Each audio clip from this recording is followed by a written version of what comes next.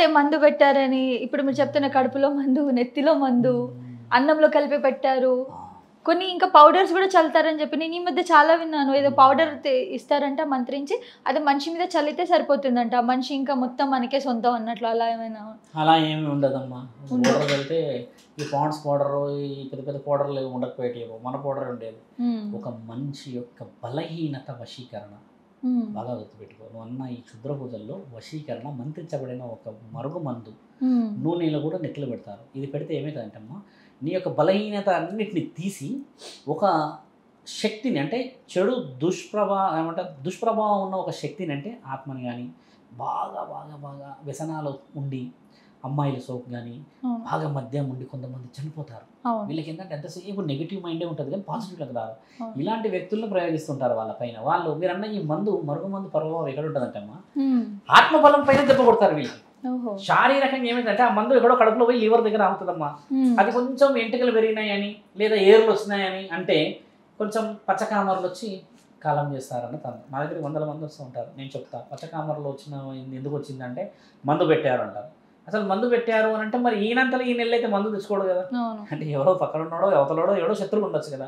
అక్కడ తరుణం జరిగిందని మందు పెట్టేది అనేది మన దగ్గర రాసిందమ్మా, మన దగ్గర ఉన్నాయి కూడా.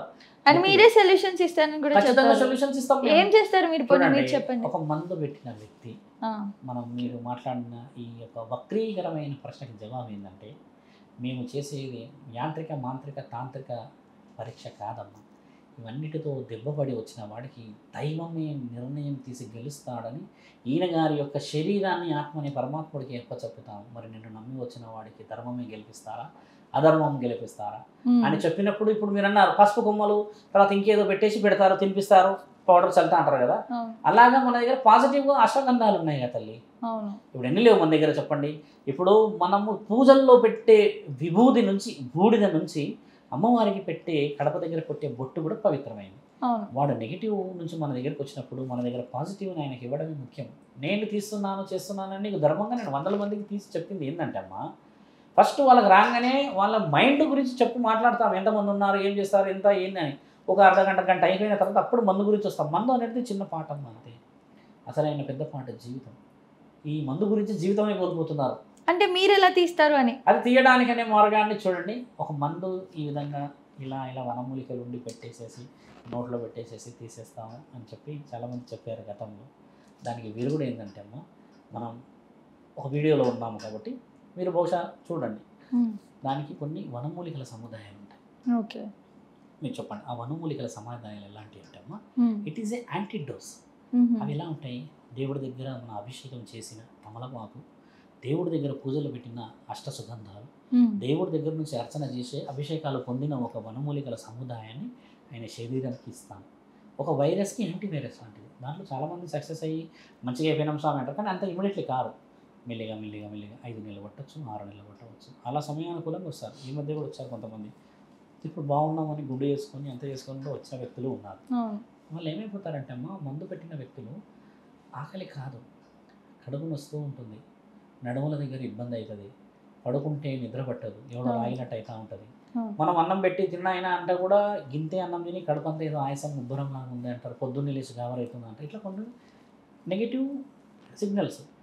పాజిటివ్ సిగ్నల్స్ ఏంది మనం ఇచ్చేది, ఉదయాన్నే ఆ సంధ్యా సమయం మార్నింగ్ బ్రహ్మముహూర్తం లేచి గుడికి వచ్చి మంచిగా పూజ చేసి 1 గంట కూర్చో అక్కడ. ఒకటే శివాయ నమ శివాయ అనేది వినబడాలి, లేదా ఏదైనా దేవి గానము ఇంకేదో పూజ వినబడితే ఈ మైండ్ ఫస్ట్ నీకు పాజిటివ్లోకి రావాలి. ఆ తర్వాత కదమ్మా నేను ఇచ్చే మందు నడుస్తుంది. అంటే నీ యొక్క మనోధైర్యం లేకపోతే నాకు ఏ మందు పని చేస్తుందమ్మా. నువ్వు ఒక మాట ఆలోచించు. చాలా మంది పాపము సర్జరీలు అయిపోయి వస్తారమ్మా, ఒంటరితనంగా ఉండి చనిపోతారు తల్లి. సర్జరీలు అయిపోయి మాట్లాడేవాడు లేడని, ఒక ముచ్చట అడిగేవాడు లేడని, తిండి పెట్టేవాడు లేడని పాపం చాలామందిని చూశాను నేను. అలా చనిపోయిన వాళ్ళు ఉన్నారమ్మా. ఎందుకు ఈ లైఫ్ అని నేను అన్నిటిది ఇక్కడ ఒక శూరద్ర సాధువు చేసేది ఏంటంటే, నేను ఉన్నాను అని మాట్లాడి వారితో ఒక మాటకి 10 మాటలు కలిపి లేని విషయాలన్నీ ఎవరైతే కల్పించి పెట్టారో అవి నిజాలు కాదు, అబద్ధాలు, మీకు అసలైన విషయాలు ఇవి అని చెప్పడమే కదమ్మా ధర్మం అంటే. అదే మీరు అంటున్న విషయ వివరణలో కాలజ్ఞానం. మంచిని కాపాడాలి అంటే మొదట అవతల వ్యక్తి చెడు చేసి ఉంటేనే మంచికి విలువ వస్తుంది. అవునా కదా తల్లి? ఇప్పుడు మనం కొంతమంది పేర్లు అయితే తీయలేం కానీ చాలా మంది ఎలా ఉన్నారు అని అంటే జ్యోతిష్యం చెప్తారు, తాగుతారు, పబ్లకు వెళ్తారు అండ్ వాళ్ళు చెప్పింది జనాలు ఎంత గట్టిగా నమ్ముతారంటే నిజంగా ఇప్పుడు ఇతను ఎమ్మెల్యే అవుతాడంటే అయిపోతాడు, పొలిటికల్ అంటే అయిపోతారు, రేవంత్ రెడ్డి గెలుస్తాడు, ఈ హీరో హీరోయిన్ చనిపోతారు, వీళ్ళు విడిపోతారు, అంత ఖచ్చితంగా చెప్తారు. అసలు భవిష్యత్తు అనేది నిజంగా చెప్పబడుతుందా? ఆ పవర్ ఎవరిలో అయినా ఉందా? భవిష్యత్తు చెప్పే పవర్ చాలా మందిలో ఉన్నది. మీరు అంటున్న వాళ్ళు గెలుస్తారు, వీళ్ళు గెలుస్తారు అనే విషయం కొంచెం డీప్గా పోతేమో మద్యం, పబ్బులోకి పోవడం, లేకపోతే ఇంకేదైనా సేవించడం అనేది వారి యొక్క వ్యక్తిగత జీవితమే. నిజమైన గురు విద్య సంపాదించిన వ్యక్తి కానీ, నిజమైన గురుస్థానాన్ని సంపాదించిన తాగాల్సిన అవసరం లేదమ్మా. ఇప్పుడు చూడండి, కొంతమంది విద్య బాగా వచ్చిన వాళ్ళు కూడా తాగుతున్నారు, కొంతమంది విద్య బాగా వచ్చిన వాళ్ళు చెప్తలేరు కూడా. ఇప్పుడు ఎక్కడైతే ఒకళ్ళు ఇద్దరు ఉన్నారో తల్లి, వాళ్ళ గురించి కాదు మాట్లాడుతుంది, నిజంగా విద్య వచ్చి చెప్పిన వాళ్ళు చాలా మంది ఉన్నారు కదా. ఇప్పుడు నిజంగా వాళ్ళు చెప్తుంది అవుతుంది అని అంటమ్మా, వాళ్ళకి శాస్త్ర జ్ఞానాల్లో ఒక్క విధంగా వస్తుంది. బాగా గుర్తుపెట్టుకోండమ్మా, blood is thicker than water. రక్తంలో కూడా వస్తాయి విద్యా బుద్ధులు. బాగా గుర్తుపెట్టుకోండి. మనకు పోలికలు వస్తాయిగా, అలాగే కొన్ని గుణగణాలు వస్తాయిగా. ఇలా మీరు అన్న కొన్ని గుణగణాలు ఆ విధంగా కూడా రావచ్చమ్మా. మాట అనేది నాలుకతో సంబంధించి పరమాత్ముడు ఆజ్ఞ. ఇప్పుడు రోడ్డు మీద పోయి ఒక కుక్క, నువ్వు ఒకదాని మీద వెళ్తున్నప్పుడు బౌబౌ అన్నంత మాత్రాన అది కుక్క నిన్ను అరుస్తుందని చూడవచ్చు, లేదా అది వేరేవాడు ఏదైనా నీ మీద ప్రయోగం చేస్తుందని అరవచ్చు. నువ్వు ఫస్ట్ దాన్ని చూస్తే తెలుస్తుంది. కుక్కే కదా అని తక్కువ అంచనా వేయలేడు పరమాత్ముడు. కాలభైరవ కూడా ఈ తండ్రిని తిప్పుతుంటాడు. ఇప్పుడు నేను గుడి కడుతున్నా కదమ్మా, బ్లాక్ జర్మన్ షెపర్డ్ దాన్ని పట్టుకొని నేను గుడి దగ్గర కడుతున్నాను గతంలో చెప్పాను, శివుడి దగ్గర ఉన్నదని. నా దగ్గర కూడా ఈ జర్మన్ షెపర్డ్. కుక్కకి ఫస్ట్ దాని పేరు కూడా భైరవ. ఇప్పుడు భైరవ అనేది మనకు కుక్క అని చూసుకుంటే దేవుడు కాదు. ఇలాగే నువ్వు చెప్పినది కూడా ఆయనకి గ్రంథాల్లో కాదు, రక్తంలో వచ్చేటి విషయాలమ్మా.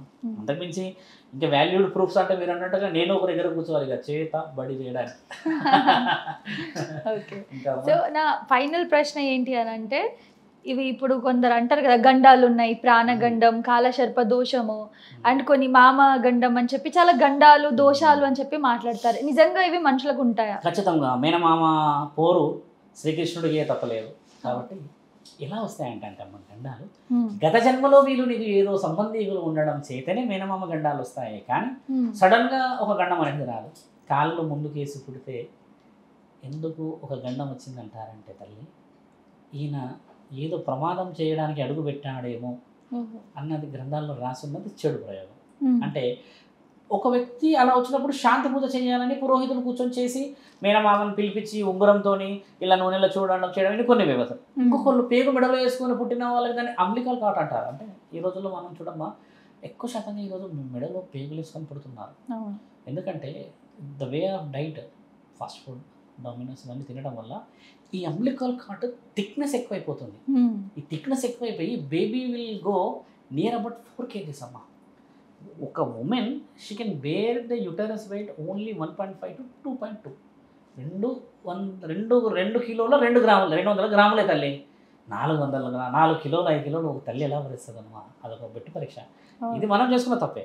మీరు అన్నట్టుగా అలా వచ్చిన దాన్ని మనం మేనమామ గండం అనలేమో, మనం చేసుకున్న గండాలు ఇవన్నీ. కొన్ని నిజంగా ఎలా ఉన్నాయంటే, నాకు నా అల్లుళ్ళు కూడా ఉన్నారు. చిన్నోడు పెద్దోడు ఇద్దరు వాళ్ళు పుట్టినప్పుడు నన్ను పిలిచారు. పుట్టారంట, మరి ఎలా పుట్టాడు, చాలా సేఫ్ అయింది, 2-3 గంటల నుంచి ఇలా పుట్టాడంటే, నేను 3 రోజులు మనం పూర్తి చేస్తాం కదా తల్లి, 21 రోజు మనం పండుగ చేసుకున్నాం. ఈ వ్యవస్థలో నేను వచ్చి చేసుకునే తరుణం ఉంటుంది.